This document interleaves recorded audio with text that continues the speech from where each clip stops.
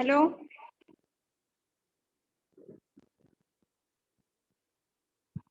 Yes, ma'am.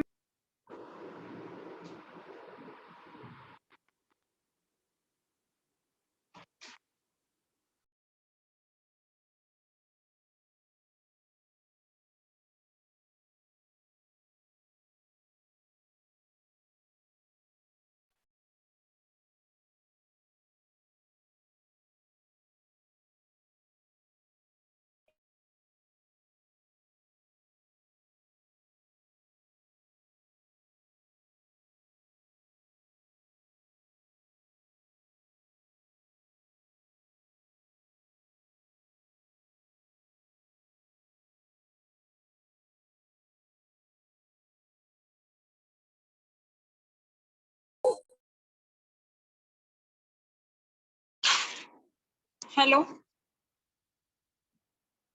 I'm audible to all. Hello, Yes, ma'am. screen is visible. Yes, ma'am.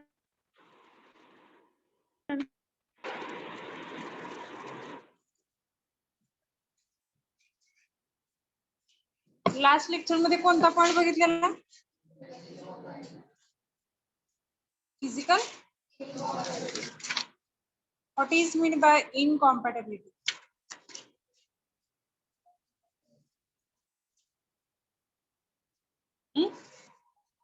Anyone?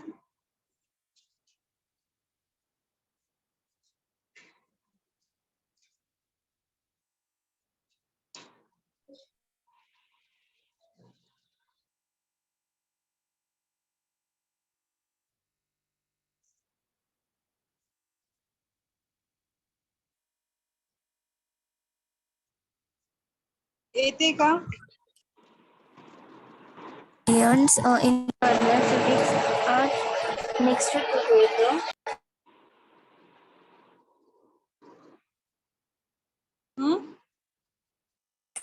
when two or more ingredients in the pharmaceutics mixed together.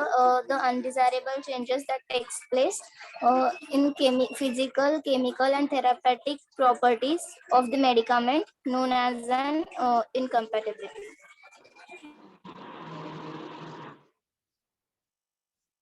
अजून कोणाला येते का?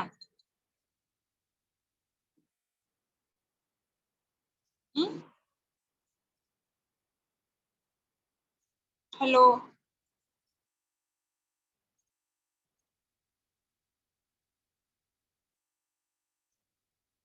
येते?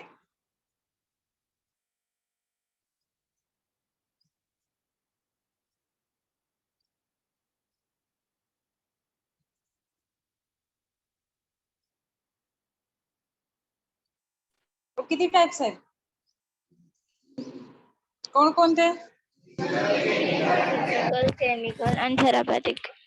आणि definition काय आहे इनकॉम्पॅटिबिलिटीची?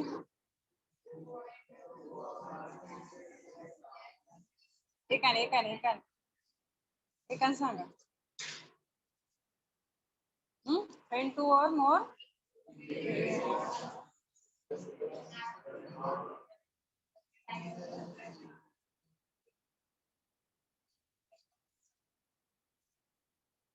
दोन शब्द पुढे बघून दोन शब्द इथे बघून, हे काय? 2 मिनिटं देऊ का? हा, सांगा मला 2 मिनिटात डेफिनेशन.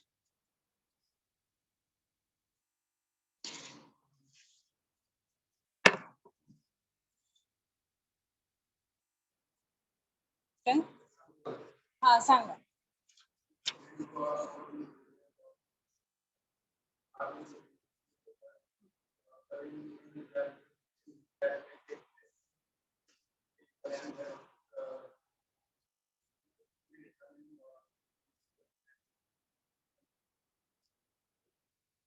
अजून कोणाचं?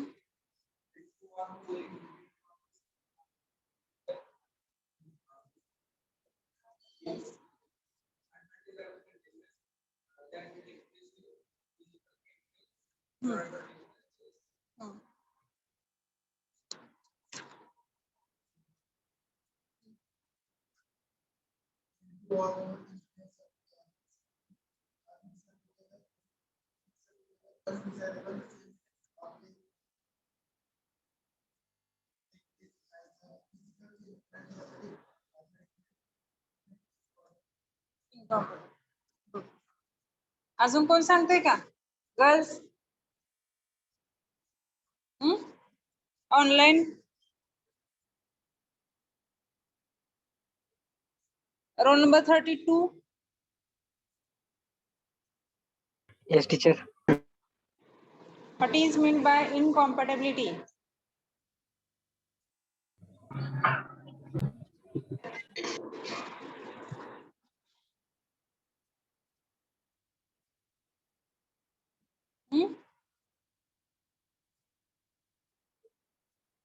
Roll number 13. 13. Yes, ma'am. What is meant by incompatibility? When two or more ingredients mix together, then the undesired change in physical chemical properties is called incompatibility. Good.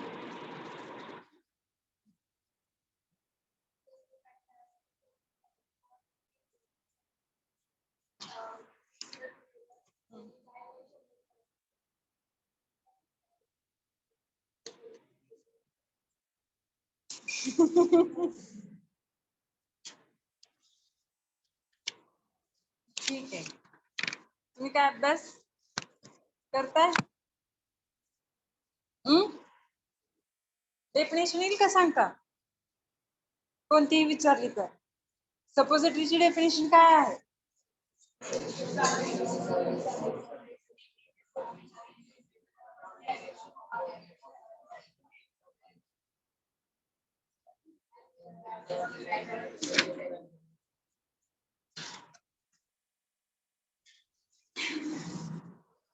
चला नेक्स्ट पॉइंट बघा आपण. Chemical incompatibilities. Okay. So in that reaction between two or more substances which leads to the change in the chemical properties of that pharmaceutical dosage form. In that chemical incompatibility, change in their chemical structure due to the chemical reaction between that two ingredients. When two or more ingredients are mixed together and the chemical reaction is a take place between that two or more ingredients. Okay, so due to this chemical incompatibility is a take place. Okay, the occurrence means what? कशामुळे होते? Okay, incompatibility, chemical incompatibility कशामुळे होते? Okay, so chemical incompatibilities occur due to chemical properties of the drug and additives like. कशामुळे होते? तर जे काही chemical active ingredient आणि जे काही एक्सापियंट ऍडिटिव्ह त्यामध्ये मिक्स केलेले आहेत त्याच्या ज्या काय केमिकल प्रॉपर्टीज आहेत त्या ड्रगच्या किंवा त्या ऍडिटिव्हच्या त्याच्यामुळे हे चेंजेस केमिकल रिएक्शन होते. ओके, तर त्या कोणकोणत्या प्रॉपर्टीज आहेत? तर पीएच चेंज. तुम्हाला ऐकू येते?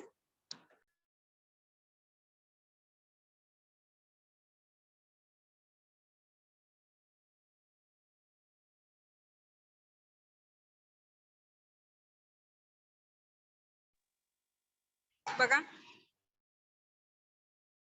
काय होते तर केमिकल इनकॉम्पॅटिबिलिटी कशामुळे होते तर त्याच्या काय प्रॉपर्टीज मुळे ड्रगच्या आणि जे काय ऍडिटिव्ह त्यामध्ये. ओके, जे एक्सापियंट अजून एक नाव काय आहे? ऍडिटिव्ह. जर additive of particular semi solid doses form जर क्वेश्चन आला तर ऍडिटिव्ह मीन्स व्हॉट? एक्सापियंट. ठीक आहे, तर त्याच्या ज्या काही प्रॉपर्टीज आहेत बघा, पीएच चेंज, ऑक्सिडेशन,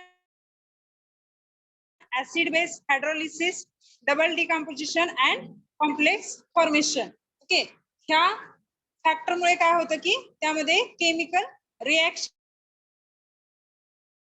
रिएक्शन झाल्यामुळे काय होतं की केमिकल इनकॉम्पॅटिबिलिटीज होते. ओके, तर जेव्हा पीएच चेंज होतो, जे काही त्याचा ऍक्टिव्ह इन्ग्रेडियंट असेल किंवा जे काही एक्सापियंट जे काही सॉल्व्हंट आपण यूज केलेले आहेत त्याचा पीएच चेंज झाला तर काय होतं की त्याचे नेचर चेंज होतं, त्याचा जे काही ऍसिडिक बेसिक असेल न्यूट्रल असेल तर त्याचा पीएच चेंज होतो आणि त्यामुळे केमिकल रिएक्शन होण्याचे चान्सेस जास्त असतात. त्यानंतर oxidation reduction reaction okay hydrolysis. तर हे 5 मेन घटक आहेत. त्यामुळे काय होतं आणि केमिकल चेंजेस झाल्यामुळे काय होतं की केमिकल इनकॉम्पॅटेबिलिटीज येते. म्हणजे जे काय आपण बघितलं आहे फिजिकल इनकॉम्पॅटेबिलिटी ते कशामुळे होते तर त्याच्या immiscibility, insolubility, then liquefaction of solid dosage form or precipitation formation. Okay. तर ह्याच्यामुळे काय होतं की फिजिकल तसंच केमिकल इनकॉम्पॅटेबिलिटी कशामुळे होते तर त्याचा acid base reaction oxidation reduction त्यानंतर पीएच चेंज आणि कोणकोणते आहेत अजून कंपोजिशन अँड कॉम्प्लेक्स फॉर्मेशन. म्हणजे दोन जेव्हा केमिकल एकत्र येतात तेव्हा ह्या केमिकल रिएक्शन होतात. ओके. आणि केमिकल रिएक्शन झाल्यामुळे काय होतं chemical incompatibility. Then types of the chemical incompatibilities. Okay. तर त्यामध्ये 2 टाइप्स आहेत. It is based upon the chemical interaction. तर बघा 2 जेव्हा केमिकल मिक्स एकत्र येतात तर त्याचे जे काही इंटरॅक्शन आहे केमिकलचं त्याच्यावरती हे 2 टाइप डिपेंड आहेत. बघा टॉलरेटेड इनकॉम्पॅटेबिलिटीज अँड इनकॉम्पॅटेबिलिटीज. ओके. तर हे 2 टाइप आहेत. हे बेस्ड ऑन कशावर केमिकल इंटरॅक्शन जे काही 2 केमिकल मिक्स केलेले आहेत. Okay. In this type of incompatibilities the chemical interaction can be changing the order of mixing the solution in dilute form with or without or by the changing the order of mixing. Okay. तर ह्यामध्ये काय की जे काय procedure असते SOP असतो. SOP म्हणजे काय स्टँडर्ड ऑपरेटिंग जी प्रोसिजर असते कोणत्याही फॉर्म्युलेशनची एक प्रोसिजर असते. ओके. स्टँडर्ड जे काही फार्माकोपिया आणि स्टँडर्ड रेफरन्स नुसार आपण ती फार्माकोपिया मधून घेतो. ओके. तर ते मिक्सिंग करताना जे काही ऑर्डर असते तुम्हाला प्रोसिजर लिहून दिलेली असते की हे 5-6 इन्ग्रेडियंट आहे तर पहिल्या इन्ग्रेडियंट नंतर हे ह्यामध्ये मिक्स करा दुसरं त्यामध्ये मिक्स करा त्यानंतर ते दोन्ही एकत्र करा.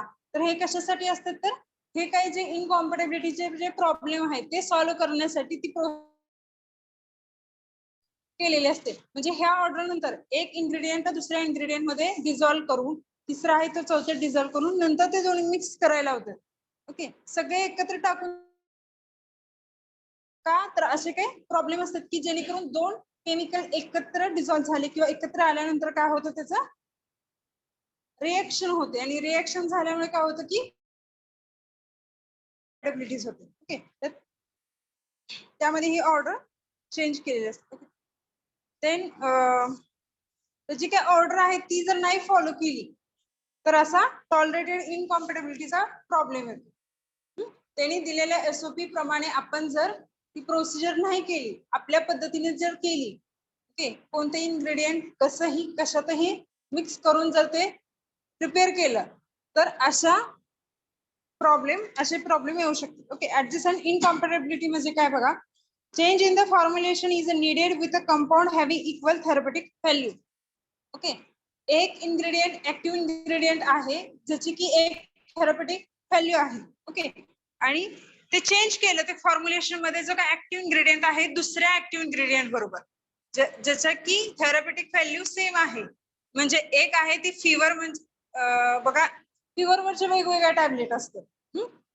सगळ्यांचं काम काय आहे फिवर कमी करायचं. ओके. म्हणजे एक ऍक्टिव्ह इन्ग्रेडियंट आहे म्हणजे तुम्हाला कधी कधी असं दिलं जातं की तुमचा डोस चालू आहे. ओके. चेंज केली जाते बघा टॅबलेट असं कधी झाले का हा टॅबलेट म्हणजे त्याचा इफेक्ट सेमच असणार फिवर कमीच होणार फक्त त्याचे काय कंटेंट असतात ते चेंज केलेले असतात. तर त्याच्यामुळे पण हे केमिकल इनकॉम्पॅटेबिलिटीचा प्रॉब्लेम येऊ शकतो.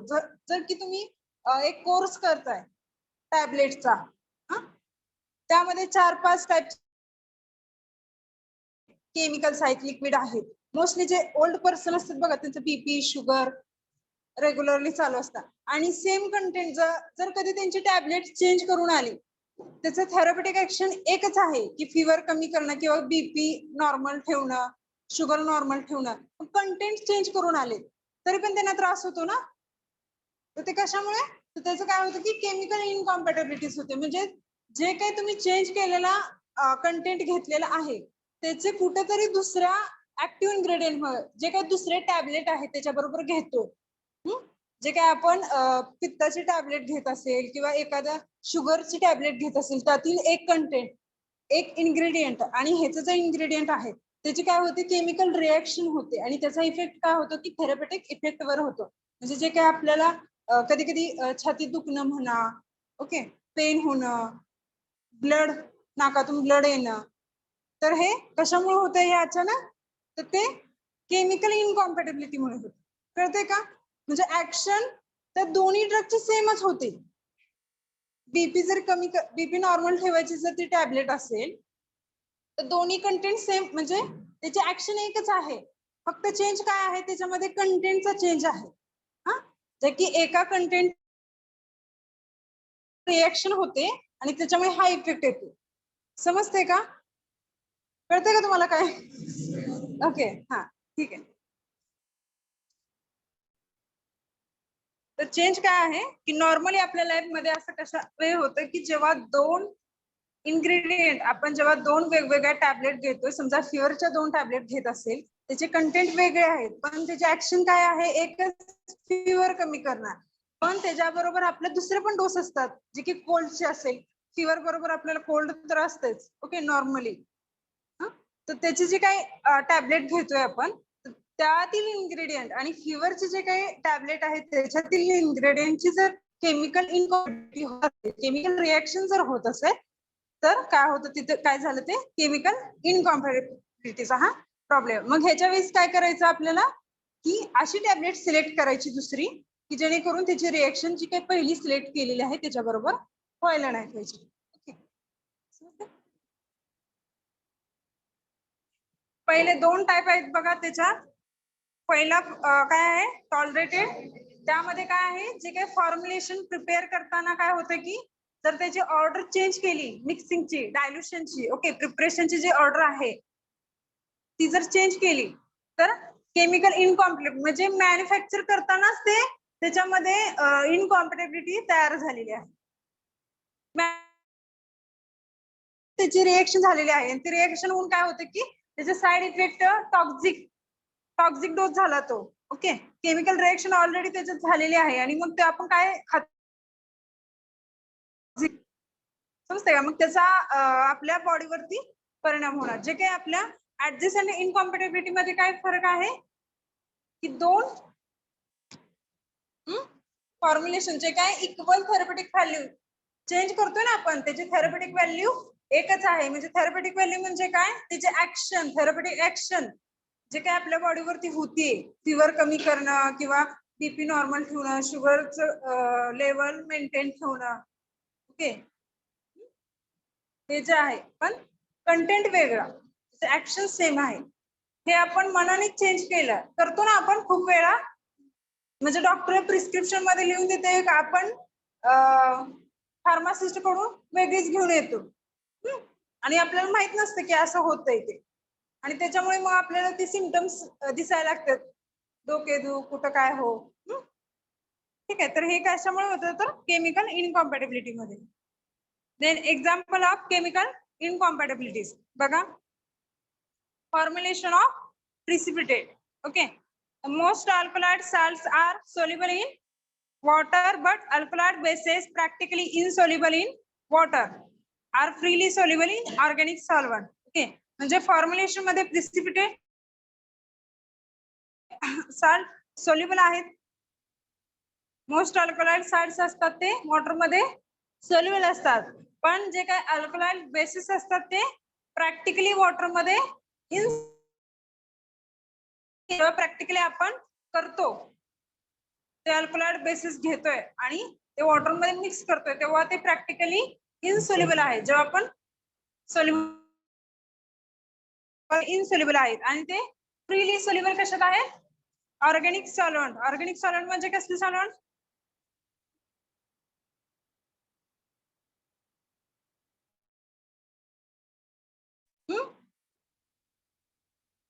कसले सॉल्व्हंट?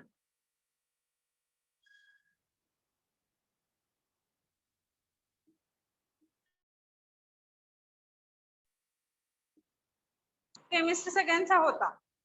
ऑर्गॅनिक सॉल्व्हंट म्हणजे काय? ज्या सॉल्व्हेंट मध्ये CHO ग्रुप असेल ते सॉल्व्हेंट.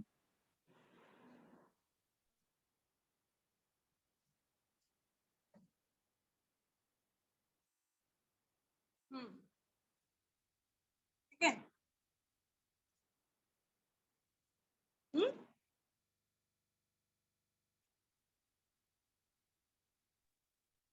नंतर सांगा मला. क्लास तोपर्यंत बघा, लक्ष द्या. एक्झाम्पल बघा. Stratins HCl aromatic spirit of ammonia purified water to 100 ml. हे काय आहे? precipitate formulations एक एक्झाम्पल आहे बघा.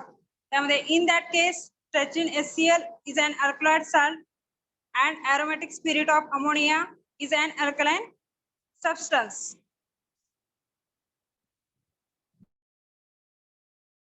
So those two insoluble mixture combine to each other that time forms the precipitate of the stratine. म्हणजे काय बघा, ह्यामध्ये aromatic spirit आहे अमोनियाचं, त्यामध्ये वॉटर आणि ते जे काय स्ट्रॅचिन HCl त्यामध्ये आता तो वॉटर मध्ये काय आहे? इनसोल्युबल आहे.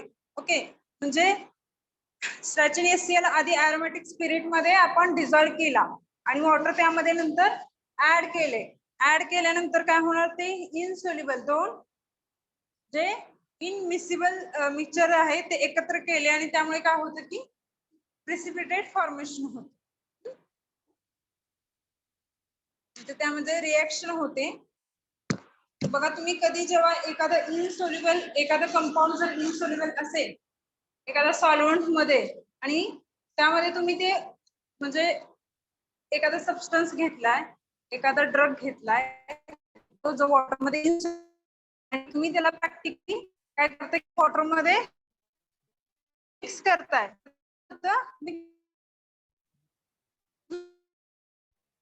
किंवा ते वॉटर मध्ये सोडलं आहे आणि ऑर्गॅनिक सॉल्व्हंट जे काही इथेनॉल मिथेनॉल आहे त्यामध्ये मिक्स केलं, म्हणजे आधी वॉटर मध्ये डिझॉल्व केले, त्यामध्ये ऑर्गॅनिक सॉल्व्हंट तुमचं ऍड केले तर काय होतं की ते प्रिसिपिटेशन फॉर्मेशन होतं. ओके, तर हे कशामुळे होतं? तर कशामुळे होतं?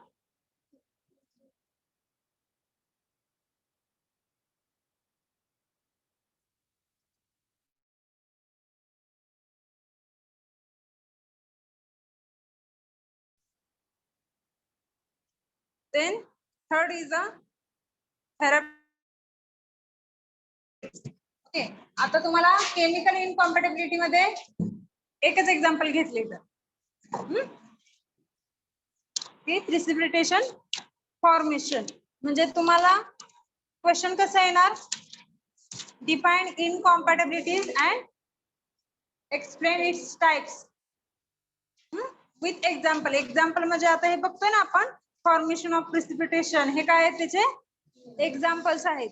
मग तुम्ही एक्झाम्पल एक एक्सप्लेन करा, दोन एक्सप्लेन करा, हे तुमच्यावर डिपेंड आहे. त्या किती मार्काचा क्वेश्चन आहे त्याच्यावर डिपेंड आहे आणि तुम्हाला टाइम किती आहे लिहायला, पेपर लिहायला किती टाइम आहे त्याच्यावर डिपेंड आहे की तुम्ही किती लिहिणार. ओके, जसं आपण बघितलं फिजिकल इनकॉम्पॅटिबिलिटीज मध्ये इनसॉल्युबिलिटी, प्रिसिपिटेशन, इमिसिबिलिटी आणि लिक्विफिकेशन. ओके, हे चार आपण एक्झाम्पल बघितले. मग तुम्ही हे आधी इन लिस्ट करा, जेवढे तुम्हाला येतात ना नाव ते इन लिस्ट करा आणि तुम्हाला जेवढे एक्सप्लेन करायचे तेवढे करा. शॉर्ट मध्ये करा, जेवढं समजलंय तेवढं. म्हणजे इनसॉल्युबिलिटी मध्ये तुम्हाला काय समजलंय, इमिसिबिलिटी मध्ये काय समजलंय, शॉर्ट म्हणजे त्याचा मेन जो पार्ट आहे. इमिसिबल म्हणजे काय, इनसॉल्युबिलिटी म्हणजे काय, तर नक्की काय होतंय हे दोन किंवा 3 लाईन मध्ये लिहिलं तरी चालेल. तसं केमिकल इनकॉम्पॅटिबिलिटी म्हणजे नक्की काय, ते कशामुळे होतंय, त्याचे टाइप्स कोणकोणते आहेत आणि त्याचे एक्झाम्पल. आता एक्झाम्पल मध्ये बघा, फॉर्मेशन ऑफ प्रिसिपिटेशन, त्यानंतर इव्हॅल्युएशन ऑफ गॅस. बुक घेतली तुम्ही? बघा, इव्हॅल्युएशन ऑफ गॅस.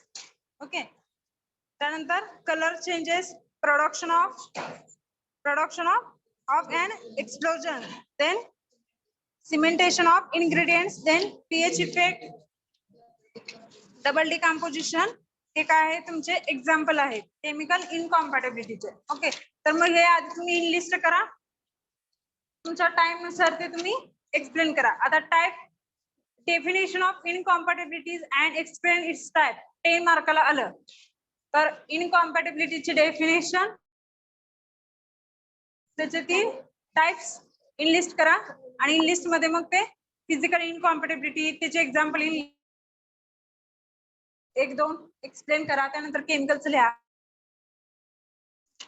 शॉर्ट मध्ये, म्हणजे जेवढं काय तुम्हाला त्यामध्ये लिहिता येईल, पण पूर्ण कव्हर झाला पाहिजे. म्हणजे थेरपेटिकच्या एक्झाम्पल पर्यंत ते लिहा. इनलिस्ट करा आणि मग तुम्ही 1-2 एक्सप्लेन करा. ओके, ते तुमच्यावर डिपेंड आहे की तुम्ही किती एक्सप्लेन करा. ठीक आहे. आता यामध्ये बघा इव्हॅल्युएशन ऑफ गॅसेस. कशाचा आहे पार्ट? Example of a chemical incompatibilities. Okay, mixing of an acid and carbonate और बायकार्बोनेट. ओके, तर त्यामुळे काय होतं की त्यामध्ये गॅस फॉर्मेशन होतं. जेव्हा ऍसिड आणि बायकार्बोनेट किंवा कार्बोनेट एकत्र येतात तेव्हा काय होतं? Gas formation. तुम्ही इनो बघितलंय, त्यामध्ये काय असतं? सोडियम बायकार्बोनेट आणि आपण त्यामध्ये सिट्रिक ऍसिड असतं बघा, किंवा खाण्याचा सोडा. खाण्याच्या सोड्यामध्ये काय असतं? सोडियम बायकार्बोनेट असतं. खाण्याचा सोडा म्हणजेच काय? Sodium bicarbonate. आपण त्यामध्ये काय करतो? लिंबू. त्यात काय असतं? लिंबू मध्ये सायट्रिक ऍसिड असतं आणि मग ते एकत्र आले का, वॉटर त्यामध्ये मिक्स केलं का काय होतं? त्यामधून गॅस बाहेर पडतो. कुठला gas? Carbon dioxide. CO2 gas बाहेर पडतो आणि तो काय होतो? त्याच्यामुळे काय होतं की स्टिम्युलेशन ऑफ ऍसिड सिक्रेशन. जेव्हा आपण इनो पितो तेव्हा काय होतं? जेव्हा ते गॅस फॉर्मेशन होतं त्यामधून गॅस बाहेर पडतो, तो गॅस आपल्या पोटात जायला पाहिजे. बरोबर आहे का? गॅस त्याचे बबल्स जेव्हा ते हे तयार होतं ना, ते लगेच प्यायचं असतं. बरोबर आहे का? ते काय होतं की त्यातून जो CO2 बाहेर पडतो त्या रिएक्शन मुळे, त्याच्यामुळे काय होतं की आपल्या स्टमक मध्ये ऍसिड सिक्रेशन साठी स्टिम्युलेशन देतो ते CO2 गॅस, आणि त्यामुळे ऍसिड सिक्रेशन होतं. जे काय ऍसिडिटी झाली. ऍसिडिटी म्हणजे काय झालं की आपण नॉर्मली कसं जे बाईल सिक्रेशन जास्त झालं असेल तर आपण त्याला काय म्हणतो? ऍसिडिटी झाली. बाईल सिक्रेशन. बाईलचं सिक्रेशन कुठं होतं?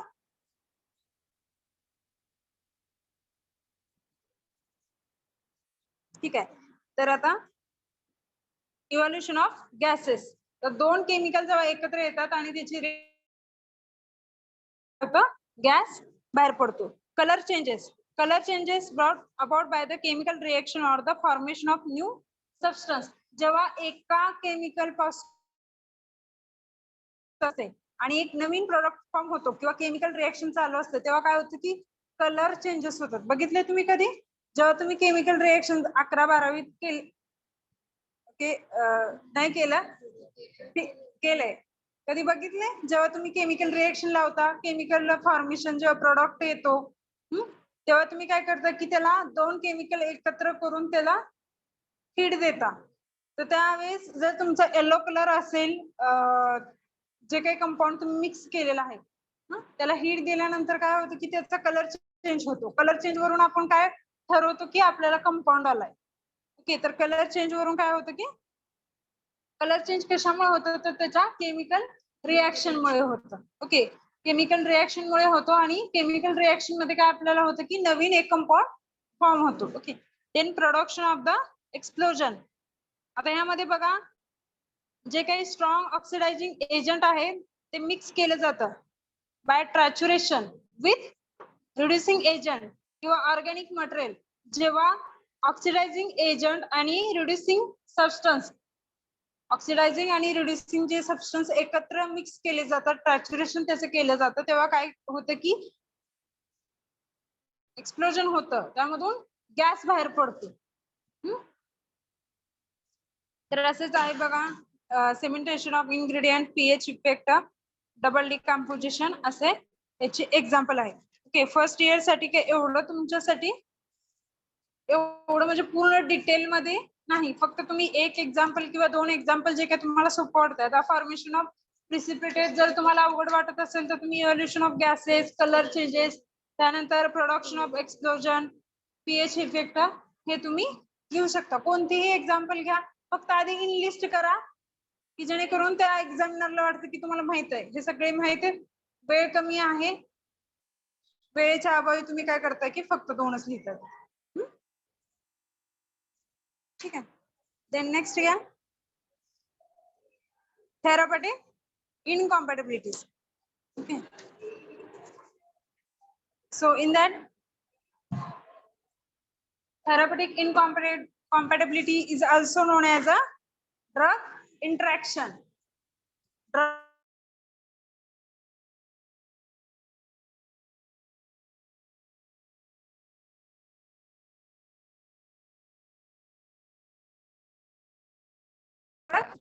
Then prescribed to certain drugs intention to produce a specific degree of action, but the nature of that intensity of the action produced is different from the intended by the prescriber. Okay, जे काही prescription जेव्हा दिले जातं एखाद्या ड्रगची to the patient, प्रिस्क्रायबर कडून, प्रिस्क्रायबर means what, doctor. Okay, जे काही dentist असतील किंवा जे एमबीबीएस एमडी जे काही डॉक्टर्स असतील तर त्यांनी एखाद्या ड्रगची प्रिस्क्रिप्शन दिले त्या पेशंटला कोणत्या इंटेन्शननी to produce the specific degree of that action. म्हणजे कोणतं इंटेन्शन असतं की त्या ड्रगची काहीतरी त्या ट्रीटमेंट वरती, की जे काय डिसीज आहे त्याची आपण ट्रीटमेंट घेतोय तर त्याच्यावरती ऍक्शन एक येईल. Okay, but the nature or the intensity of action produced is different from that intended by the prescriber. Action आहे टोटली डिफरंट आहे. Action produce different from that, जे काही त्यांनी ठरवलं होतं ही ऍक्शन मिळेल तर त्याच्यापेक्षा वेगळी आहे. तर हे काय म्हणतात, ड्रग इंटरॅक्शन किंवा थेरापेटिक इनकॉम्पॅटिबिलिटीज. ओके, आता आपण त्याचे एक ऍक्शन भेटेल म्हणून तो ड्रग प्रिस्क्राईब केलाय त्या प्रिस्क्रायबरने, पण त्याची ऍक्शन वेगळीच भेटते. तर हे कशामुळे होतंय, ड्यू टू द ओव्हरडोस किंवा error dose, improper dose, overdose घेतल्यामुळे किंवा डोस घेतल्यामुळे, त्यानंतर रॉंग डोस और द डोसेस फॉर्म. आता डोसेस फॉर्म म्हणजे काय,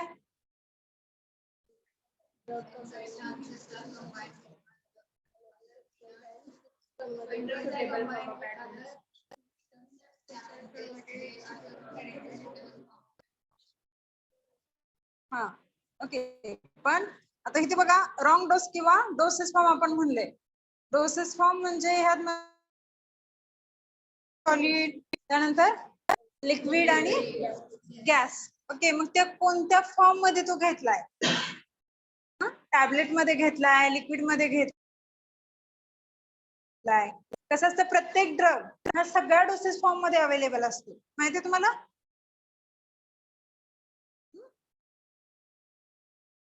त्याचे ऍक्शन सेमच असते, फक्त डोसेस फॉर्म वेगळा असतो. डोसेस फॉर्म का वेगळा असतो, तर त्या पेशंटला कन्व्हिनियंट होण्यासाठी, इझिली ऍडमिनिस्टर होण्यासाठी किंवा त्याला तो ड्रगचं जे काही ऍक्शन आहे ती इझिली मिळण्यासाठी. ओके, त्यामुळे हे फक्त डोसेस फॉर्म त्याच्यासाठी तयार केलेले आहे. Solid, semi solid, liquid doses form. Action त्याची सेमच राहणार, फक्त डोसेस फॉर्म वेगळा होणार.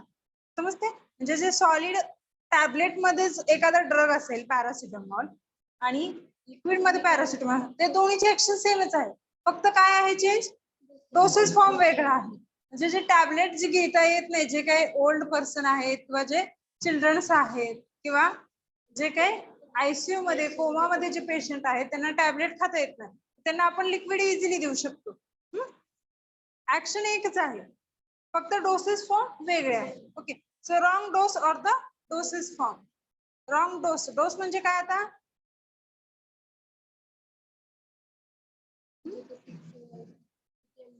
किती एमजीचा आहे, किती एमएल घ्यायचा आहे, त्यानंतर त्याचा पिरियड किती तासानंतर जे काय डोसिंगचा पिरियड आहे तो. ओके. Then contraindicated drug. आता मोस्टली कॉन्ट्राइंडिकेटेड ड्रग मोस्टली कशामध्ये हे असतात तर प्रेग्नेन्सी मध्ये. बघा प्रेग्नेन्सी मध्ये काय असतं की वुमनला जे काय आपण डेली म्हणजे नॉर्मली आपण जे कोल्डचे, फिवरचे, हेडेकचे जे टॅबलेट्स असतात तर ते घेता येत नाही, कारण त्याचा डायरेक्टली इफेक्ट कशावर होतो त्या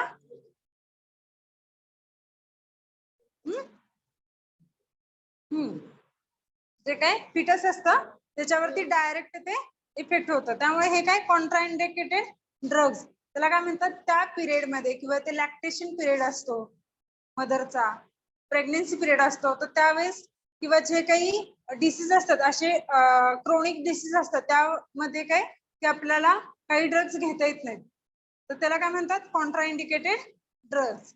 okay. Then synergetic or the antagonistic drugs. What is meant by antagonistic drugs? When one drug is stop the pharmaceutical action of another drug. Called as Antagonism drug. आणि synergism. When two or more drugs combine and it gives a complete pharmaceutical action or pharmacological action, it is called synergism. Means two drugs are added or two or more drugs are added. करतं ना एका drug जेव्हा एक drug दुसऱ्या drug बरोबर mix केला जातो तर त्या दोन्हीचे ऍक्शन इन्क्रीज होते.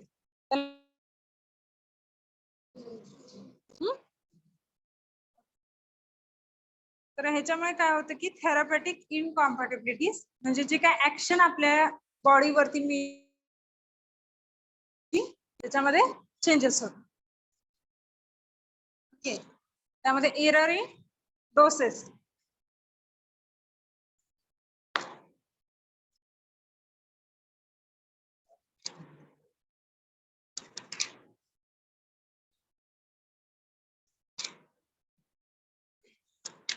बघा error in doses. Many therapeutic incompatibilities result from error in writing or interpreting the prescription order. Error in dosage form हे कशामुळे होतं तर जे काही प्रिस्क्रिप्शन लिहून दिलेले असते तर त्याच्यामुळे काय होतं की रायटिंग स्पेलिंग मिस्टेक. त्यामुळे काय होतं की डॉक्टरचं जे हँड रिटिंग जे प्रिस्क्रिप्शन असते त्यामध्ये स्पेलिंग मिस्टेक असल्यामुळे काय होतं की दोन किंवा ज्याचं प्रोनाउन्सिएशन सेम असतं किंवा त्याचं स्पेलिंग सेम असतं, दोन ड्रगचं जर स्पेलिंग सेम असेल, थोडे चेंजेस असतील किंवा त्याचं प्रोनाउन्सिएशन सेम असतं, त्यामुळे काय होतं की त्यामध्ये जे काही पाहिजे ते सोडून दुसरं दिलं जातं आणि त्यामुळे काय होतं की एरर इन डोसेस म्हणजे त्या डोसेस फॉर्म मध्ये त्याला एरर येतो. समजते का? हे कशामुळे होतं की प्रोनाउन्सिएशन आणि हँड रिटन जे हँड रायटिंग त्यांचं असतं, हँड रायटिंग ते व्यवस्थित नसतं. Okay. In the most serious type of dosage error is a dispensing is a overdose of that medication. तर कशामुळे होते तर हे मोस्टली ओव्हरडोसिंग मुळे. ओके. जो काही पिरियड असतो डोसिंगचा जो ड्युरेशन असतं, ड्युरेशन ऑफ डोसिंग मीन्स सकाळी एकदा घेतलं का दुपारी किंवा जे काही दोन डोस मधील जे अंतर असतात ते जर मेंटेन नाही ठेवलं तर त्याला काय ओव्हरडोसिंग होतं. ओके. मी एका तासाला जाते टॅबलेट घेत असतील किंवा लिक्विड डोसेस फॉर्म घेत असतील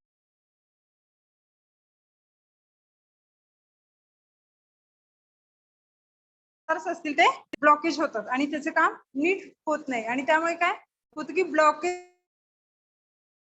ऍक्शन आहे थेरापेटिक ऍक्शन कसे होते जेव्हा तुमचे केमिकल ड्रग्स बॉडी मध्ये जातात, स्टमक मधून ते ब्लड मध्ये जातात, ब्लड मधून काय होतं की ते पूर्ण बॉडी पार्टला जातात जिथे की आपल्या काय असतात सेल्सला ते रिसेप्टर्स असतात, बरोबर का.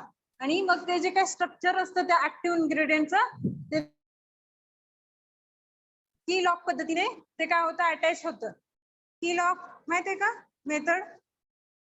जे पर्टिक्युलर रिसेप्टर मध्ये पर्टिक्युलर ड्रग तिथं फिट होणार लॉकची की तीच की बसवल्यानंतर लॉक ओपन होतं लॉक होऊन ते काय होतं की त्या मेम्ब्रेन मध्ये सेलच्या मेम्ब्रेन मध्ये पास होऊन त्याची काय ऍक्शन असेल ते दाखवतो ओके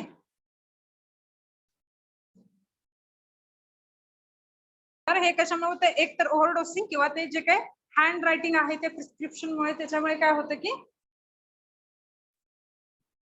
एरर येतो डोसेस फॉर्म मध्ये ठीक आहे त्यामध्ये बघा example atropine sulfate capsule then atropine sulfate is a 0.005 gram then phenobarbital is a 0.015 gram and aspirin is a 0.300 gram okay this is the ingredients in that atropine sulfate capsule with their amount okay quantity then causes type होतो त्यामुळे in this prescription the quantity of the atropine sulfate in each capsule is more than its recommended dose okay जी काय atropine sulfate ची जी capsule तयार केलेली आहे त्यामध्ये बघा atropine sulfate चं वेट किती आहे 0.005 ग्रॅम ओके पण आपल्याला डोस त्याच्यापेक्षा कमी पाहिजे जो काय डॉक्टरने डोस दिलेला आहे तुमचं जो काय डिसीज ट्रीटमेंट करण्यासाठी एका कॅप्सूल मध्ये एवढा ड्रग पाहिजे पण ह्या कॅप्सूल ही काय ऑलरेडी मॅन्युफॅक्चर कॅप्सूल आहे ओके त्यामध्ये किती डोस आहे त्याचा 0.005 ग्रॅम तो काय आहे over dose than the is more than the it's a recommended dose म्हणजे काय जेवढा पाहिजे तुम्हाला त्याच्यापेक्षा हा जास्त डोस आहे म्हणजे काय झालं का ओव्हरडोस झाला आणि ओव्हरडोस झाल्यामुळे काय होतं की इनकम्पॅटिबिलिटी थेरपेटिक इनकम्पॅटिबिलिटी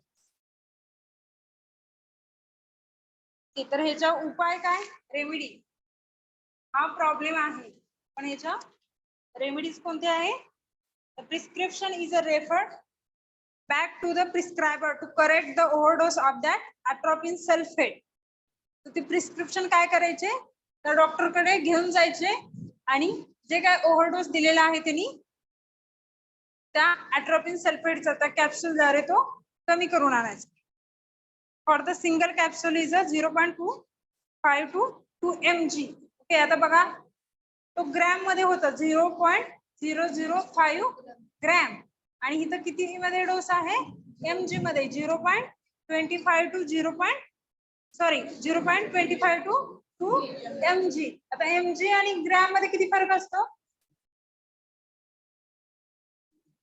1 ग्रॅम म्हणजे किती mg 1000 हात होता कुणाचा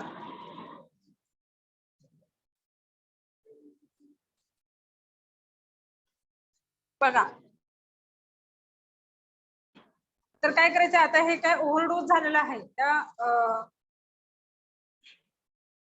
प्रिस्क्रिप्शन मध्ये ओके एक तर त्यामध्ये प्रॉब्लेम कशामुळे येतोय एक हँड रायटिंगचा त्यात ओव्हरडोस दिलाय ओके तर ओव्हरडोसचा काय आपण हँड रिटन काय करू शकतो की जे काय ते प्रिस्क्रिप्शन दिलेले आहे ते नंतर प्रिस्क्रायबर जे काही डॉक्टर आहेत त्यांच्याकडे जाऊन ते स्पेलिंग मिस्टेक जी झालेली आहे ते आपण करेक्ट करू शकतो किंवा जर असा काय प्रॉब्लेम असेल तर आपण काय करतो की जे काही प्रिस्क्रिप्शन आणि जे काही टॅबलेट दिलेले आहे ते नंतर अजून डॉक्टरला दाखवून येतो की हे तुम्ही दिलेलं आहे तेच आहे काय चेक करतो हे काय की जे काही त्यांनी लिहून दिले आहे तेच त्या फार्मासिस्टनं दिले का हा एक उपाय त्यानंतर त्यांनी काय जो ओव्हरडोस जे कॅप्सूल दिलेले आहे अट्रोपिन सल्फेटची त्याचं वेट किती आहे प्रत्येक कॅप्सूल मध्ये 0.005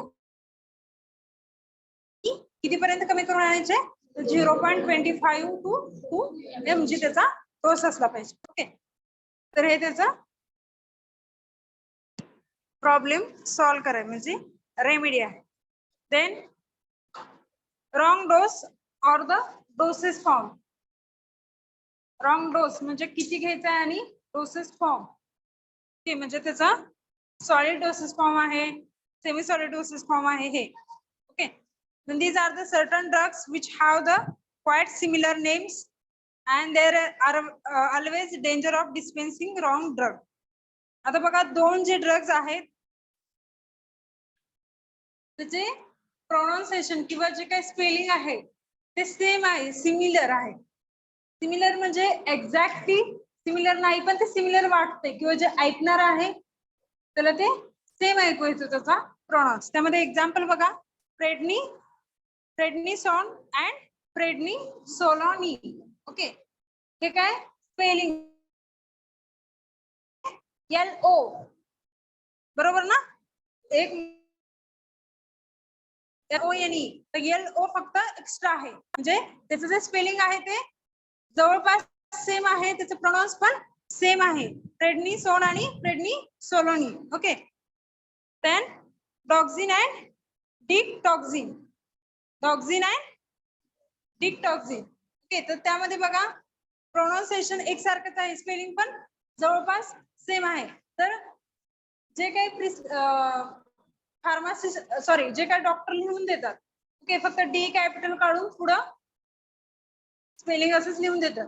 त्याच्यामुळे काय होतं की फार्मासिस्टला ओळखण्यासाठी हे अडचण येते, म्हणजे दोन्हीमध्ये कन्फ्युजन होतं किंवा जर त्यांनी सांगत असतील आणि लिहिणारा जर वेगळा असेल तर त्या प्रोनाउन्सिएशन मुळे काय होतं की सिमिलर असल्यामुळे ड्रग डोसेस फॉर्म चेंज होऊ शकतात.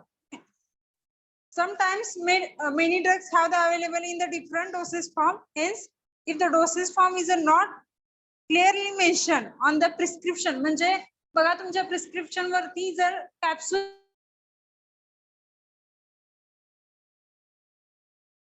लिक्विड डोसेज फॉर्म असेल तर लिक्विड असे किंवा LIQ असं करतात. ओके, लिक्विड म्हणजे ते काय आहे लिक्विड डोसेज फॉर्म मध्ये आहे, किंवा गॅस असेल तर G करतात. ओके, हे गॅस फॉर्म मध्ये आपल्याला द्यायचं आहे. तर टॅबलेट कॅप्सूल हे असं मोस्टली जे काय लीगल डॉक्युमेंट किंवा जे काय आयडियल प्रिस्क्रिप्शन असते त्यामध्ये असं दिलेलं असतं की टॅबलेट आहे, कॅप्सूल आहे, लिक्विड डोसेज फॉर्म आहे. पण कधी कधी डॉक्टरनी जर त्याच्यावर मेन्शन केलेलं नसेल की टॅबलेट आहे, फक्त 10, 20, 5 असं जर दिलेलं असेल म्हणजे त्याचा अर्थ काय की त्याच्यावरती डोसेस फॉर्म मेन्शन केलेला नाही. एकाच ड्रगचे वेगवेगळ्या डोसेस फॉर्म असतात, सॉलिड असेल, सेमी सॉलिड असेल, लिक्विड असेल, गॅस असेल. ओके, तर ह्या वेळेस असा प्रॉब्लेम येऊ शकतो. It becomes necessary to seek the clarification from the prescriber. Okay, तर त्यावेळेस काय करायचंय तर तिथं डोसेस फॉर्म जर मेन्शन केलेलं नसेल तर त्या जे काही डॉक्टर आहेत, प्रिस्क्रायबर आहेत, त्यांना कॉल करून किंवा त्यांच्याशी कॉन्टॅक्ट करून त्यांना हे क्लिअरिफिकेशन करायचं, म्हणजे क्लिअर करायचं की हा कोणता डोसेस फॉर्म ह्यांना द्यायचा आहे.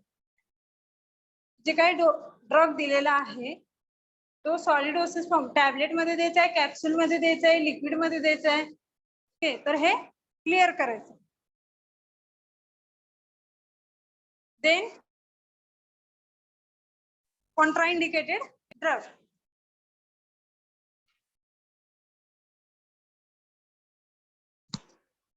त्यामध्ये बघा there are the certain drugs which may be contraindicated in the particular disease or the particular patient who is allergic to it. तर कॉन्ट्राइंडिकेशन्स म्हणजे काय तर असे एक ड्रग्ज असतील किंवा असे डिसीज असतील किंवा पर्टिक्युलर पेशंटला काय असतं की एखाद्या ड्रगची डोसेस फॉर्मची काय असते अलर्जी असते, ते घेतल्यामुळे काय होतं की वेगवेगळे सिम्पटम्स त्यामध्ये दिसून येतात. तर ते काय झाले ते तर त्या पर्टिक्युलर पेशंटसाठी किंवा त्या पर्टिक्युलर डिसीज साठी ते कॉन्ट्रा इंडिकेटेड. तुम्हाला एखाद्या ड्रगची अलर्जी आहे, तो ड्रग घेतल्यामुळे काय होतं की तुम्हाला समजा इचिंग होत असेल किंवा रेडनेस येत असेल तुमच्या स्किन वरती, तर तो ड्रग तुमच्यासाठी काय झाला कॉन्ट्रा इंडिकेटेड किंवा त्या पर्टिक्युलर डिसीज साठी. ओके, समजा अस्थमा असेल, तो अस्थमाचा इन्क्रीज होत असेल तुमच्या बॉडीमध्ये, त्याचे सिम्पटम्स जास्त म्हणजे श्वास घेण्यासाठी तुम्हाला अजून जास्त त्रास होत असेल, ओके, तर ते काय झालं, त्या डिसीज साठी तो ड्रग कॉन्ट्रा इंडिकेटेड. तर हे काय झालं, prescribing the Contra indicated drug. आता असे ड्रग प्रिस्क्राइब केल्यामुळे काय होते बघा, these are the certain drugs which may be the contraindicated in the particular disease or the particular patient who has its allergy. Okay, then steroids are the contraindicated in the patient having the peptic ulcer. तर जे काय patient आहे त्यांना peptic ulcer आहे, तर Contra indicated drug आहे. तर त्या अल्सर मध्ये किंवा ज्या पेशंटला हा अल्सर आहे, तर तो अल्सर असताना हा तुम्ही ड्रग घेऊ शकत नाही. Okay, then penicillin and sulphur drugs are the contraindicated in the patient who has allergy. ज्या पेशंटला पेनिसिलिन आणि सल्फर ड्रगची अलर्जी आहे, ड्रग प्रिस्क्राइब करायची नाही का, तर ते ऑलरेडी त्याच्यापासून त्यांना अलर्जी आहे.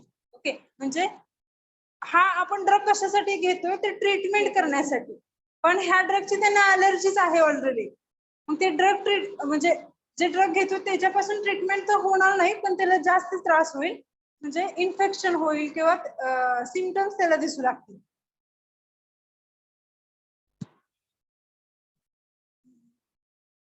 देन कुठं आलं,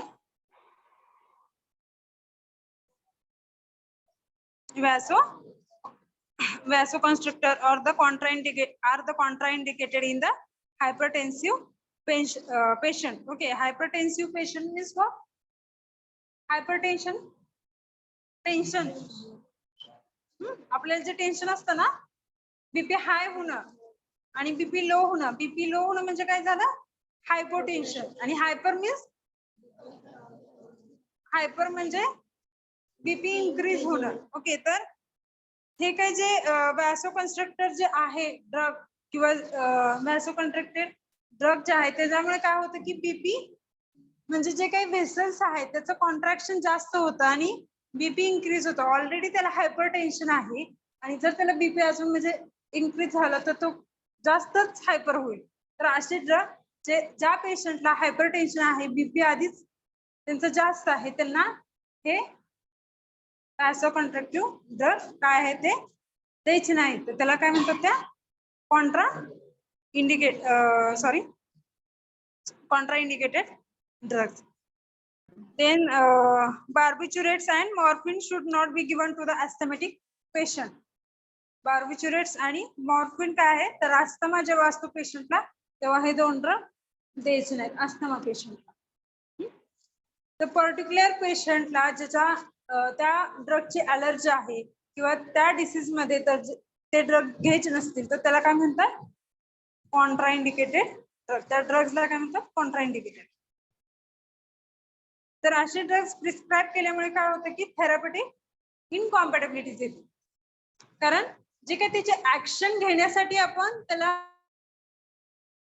प्रिस्क्राइब करतोय, पण त्याला ऑलरेडी त्याचे काय होतं की अलर्जी असते किंवा त्या डिसीज मध्ये काय होतं की ती जो काही डिसीज ट्रीटमेंट करण्यासाठी ड्रग्स, तर ते डिसीज इन्क्रीज होत आहे, त्याच्यामुळे काय होतं की अजून त्रास त्याला होतोय त्या पेशंटला. ओके, तर असे ड्रग्स जे कॉन्ट्राइंडिकेटेड ड्रग्स आहेत, तर त्या पेशंटला ज्यांना ऑलरेडी हे डिसीज आहेत किंवा अलर्जी आहे ते प्रिस्क्राइब करायचे नाही. एक्झाम्पल बघा, सल्फाडिझिन capsule causes chloride is a urinary acidifier. It causes the deposition of the sulfonamide crystals in the kidney stone. माहित आहे का, काय होतं की जे काही कॅप्सूल घेतोय आपण, तर त्यामधील जे काही सल्फोनामाइड आहे त्याचे क्रिस्टल्स त्या किडनी मध्ये साचून राहतात, डिपोजिशन होतं आणि त्यामुळे काय होतं की खडे तयार होतात. त्याला काय म्हणतात, किडनी स्टोन म्हणतात. ओके, तर आणि अमोनियम क्लोराईड काय आहे, युरिनरी ऍसिडिफायर. रेमेडी काय आहे त्याची, before the prescribing such substance a doctor must be careful. Okay, जेव्हा प्रिस्क्रिप्शन लिहून देता डॉक्टर तेव्हा घेतली पाहिजे. If he does not a pharmacist show the caliber to point out such type of doctor's error, such must be immediately be referred back to the concerned doctor to get corrected. Okay, तर असे काय problem असतील, त्यांना allergy असेल किंवा contraindicated drug असतील, तर ह्याच्यामध्ये आहे की एक तर ते डॉक्टरने प्रिस्क्राईब करण्याच्या आधी त्याची केअर घेतली पाहिजे की कोणता ड्रग त्याला प्रिस्क्राईब करायचा आहे. प्रिस्क्रिप्शन लिहिताना ऑलरेडी काय करतात डॉक्टर, त्याची जी काय हिस्ट्री आहे, फार्मसी हिस्ट्री आहे, फार्मसी हिस्ट्री म्हणजे जे काय ऑलरेडी त्याला डिसीज होऊन गेले किंवा कोणकोणत्या डिसीज वरती त्याची ट्रीटमेंट चालू आहे त्या पेशंटची, हे बघूनच त्याची पुढची प्रिस्क्रिप्शन लिहिली जाते. माहिती तुम्हाला? माहितीये का? ज्यांच्या घरी पेशंट असतील ते कधी डॉक्टरांकडे गेले तर ती फाईल घेऊन जातात, पहिली आहे ते, पहिले जे प्रिस्क्रिप्शन दिलेले आहेत ते घेऊन जातात, बरोबर ना. आणि त्याच्यावरून मग कोणता कोणता डोस त्यांनी घेतला होता, त्याचं टाइम पिरियड किती होतं, मग एखादी टॅबलेट कमी करणं, एखादी वाढवणं. दुसरं लेक्चर कोणाचं?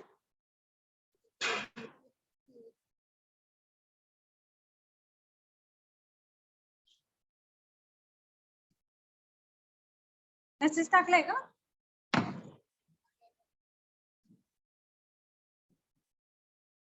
टाकलाय का बघ. ठीक आहे, तर म्हणजे एखादी टॅबलेट ऍड करणं, एखादी कमी करणं, म्हणजे त्याचा ऍक्शन किती झालेले आहे आधीच्या टॅबलेट वरती, आता कोणत्या स्टेजला तुमचा डिसीज आहे, त्याच्यानुसार कुठली कुठली टॅबलेट, कुठले ड्रग्स ट्रीटमेंट तुम्हाला द्यायला पाहिजे, त्याच्यावरून म्हणजे मागचे जे काही हिस्ट्री आहे ती चेक करून तुमची पुढची प्रिस्क्रिप्शन लिहिली जाते.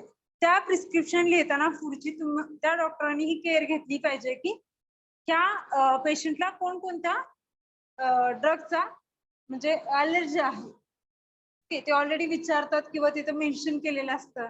ओके, म्हणजे एखादी टॅबलेट त्यांना प्रिस्क्राईब करून बघितले, एक 15 दिवस 20 दिवस त्यांना काही अडचण आली तर तिथं ते मेन्शन करतात की त्या पेशंटला त्या ड्रगची अलर्जी आहे, म्हणजे ते कधी पुढे भविष्यात फ्युचर मध्ये तो ड्रग त्यांना दिला जातो. इमर्जन्सी असो, इमर्जन्सी म्हणजे तो आयसीयू मध्ये असेल तर तो ड्रग, किंवा जे काही घरचे असतात त्यांना काही माहित नसतं कोणत्या ह्याची अलर्जी आहे, तर हे डॉक्टरांनाच ही काळजी घ्यायला पाहिजे.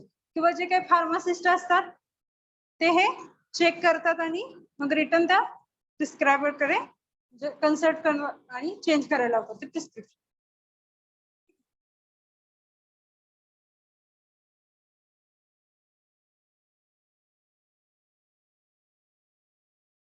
बस ठीक, समजला आजचा point? Chemical incompatibility and therapeutic incompatibility. Present इथे roll number 1. Present, ma'am. Present, ma'am.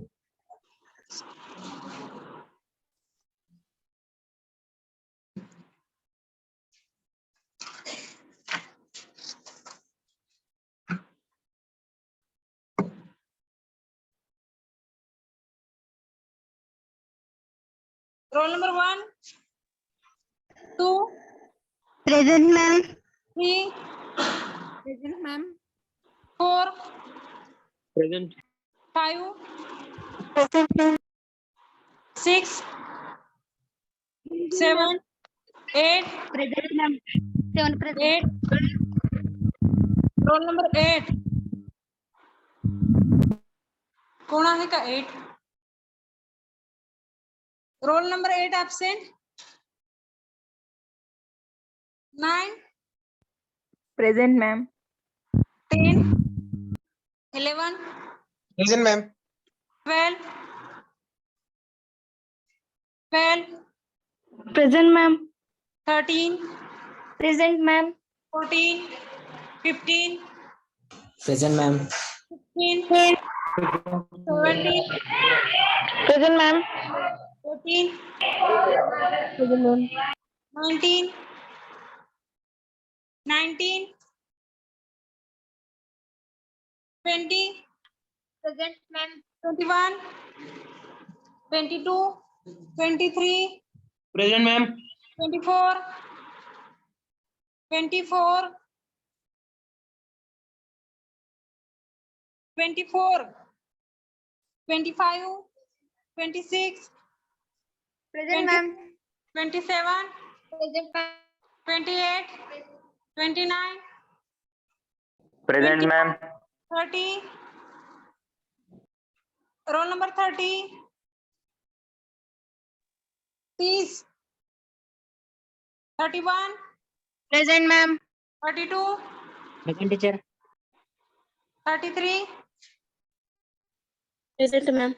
34,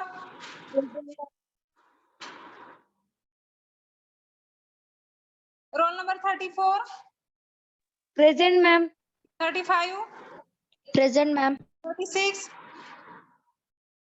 36, 37, Present, ma'am. 38, Present. 39, Present, ma'am. 40, Present, ma'am. 41, 42, 42, roll number 42, 43, Ma'am. 44, Present, ma'am. 45,